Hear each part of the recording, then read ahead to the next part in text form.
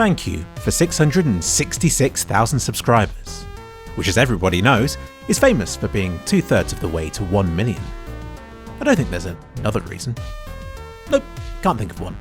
To celebrate, here are 4 what-if moments from the recent Boston Major. 3 of these happen to involve Cloud9, but I only cover things that you've asked me to do, so that's on you.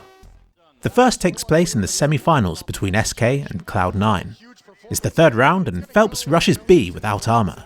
Cloud9 launch 2 grenades at him, but he doesn't take a single point of damage. What gives? The first should have done about 50 points of damage, but went off just around this corner and thus he was completely fine. This is a well-known and well-documented issue with the grenades, which are regularly blocked by small things like steps and pillars, when otherwise they shouldn't be. Now it seems like a simple issue, but remember that if you let damage bend around corners, then you run the risk of it going too far the other way, where it ends up hurting players who should have been totally fine.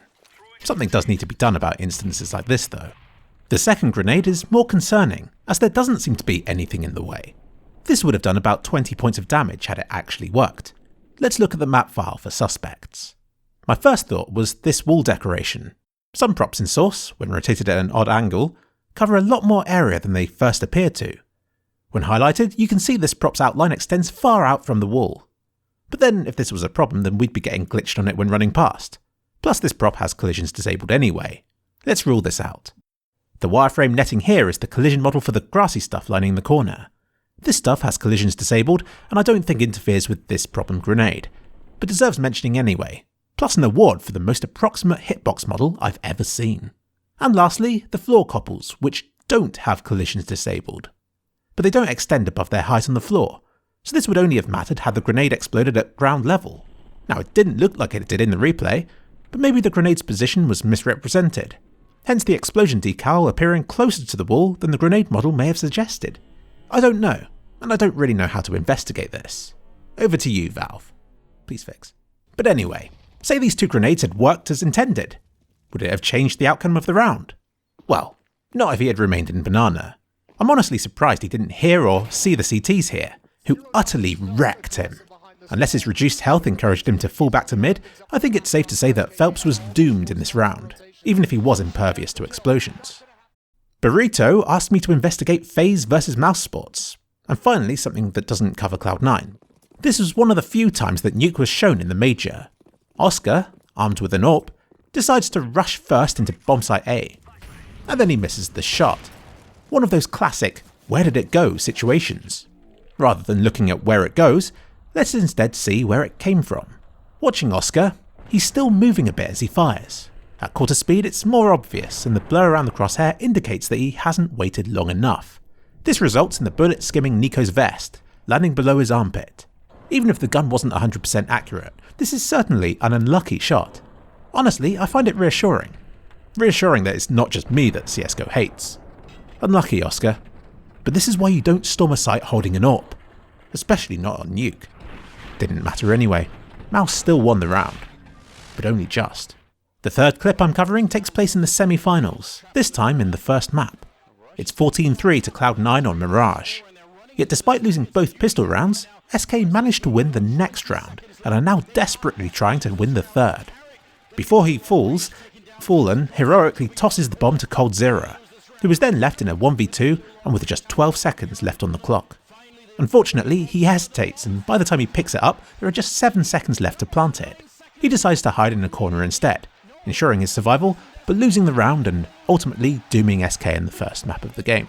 The question is, did he have enough time to retrieve and to plant the bomb? Yes he did. In this video here, you can see the latest he could have left it to pick up the bomb and to plant it before the time ran out. But it wasn't exactly an easy decision for him to make. He starts off by running towards the site, probably expecting Fallen to be following close behind. And then when he's left alone, he knows there are members of Cloud9 in A who will shoot him the moment he shows himself. Ultimately, he lost the round the moment he doubled back into cover. Isn't hindsight a wonderful thing? And lastly, that super important round in the grand finals. It's 15-14, with Cloud9 needing to win to push it into overtime. 3 players from FaZe rush bombsite B where Stewie is guarding, all alone. He takes down the first 2, then shoots Rain as he's planting, which makes it 15-15 and leads to overtime. Cloud9 eventually wins the game, thereby winning the whole tournament. But what if? What if Rain hadn't been rudely shot in the face by Stewie? Did he have time to plant before the round ended? I've never actually tested this before, but it turns out that you can still be too late to plant even if it says that there are still 4 seconds left on the clock, as seen here. However, upon recreating Rain's situation, turns out he had more than enough time to plant the bomb, as long as his face remained intact. But even if Stewie had missed the first shot, he would have had time to fire again, though admittedly with limited accuracy. And we all know what happens if you fire too soon. Had he waited to regain decent accuracy, then Rain would have been able to plant. In fact, I'm going to say that had he missed that first shot, then the bomb would have been planted. But then Rain would be shot and it would be left to Karrigan to defend the bomb plant in a 4v1, armed with just a UMP and on 34 HP. He's good, but I don't like his chances here. I think FaZe's fate was sealed. But say Stewie blunders and misses his second shot as well. Maybe because, in a desperate attempt to thwart the bomb plant, he fires before it regains accuracy. Like this. This would have let Rain plant and then given him a decent chance to beat Stewie in the close quarters engagement that followed, as he was equipped with an AK-47. Say he defeated Stewie. It would have then been 2v3. Karrigan could have fallen back to the site, found a rifle, and the 3 remaining CTs would have had to deal with 2 well-equipped and entrenched terrorists. It could have ended very differently, but that is only following a string of unlikely ifs. The last-minute rotate from FaZe was a good idea, but it wasn't to be. Cloud9 won that round. Well done, Cloud9.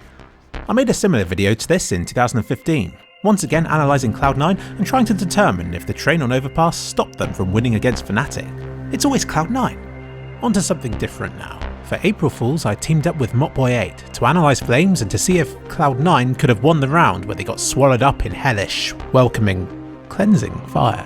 And if you think the coloured squares that make up the celebration map are too small to appreciate, then here's a video about low bitrate.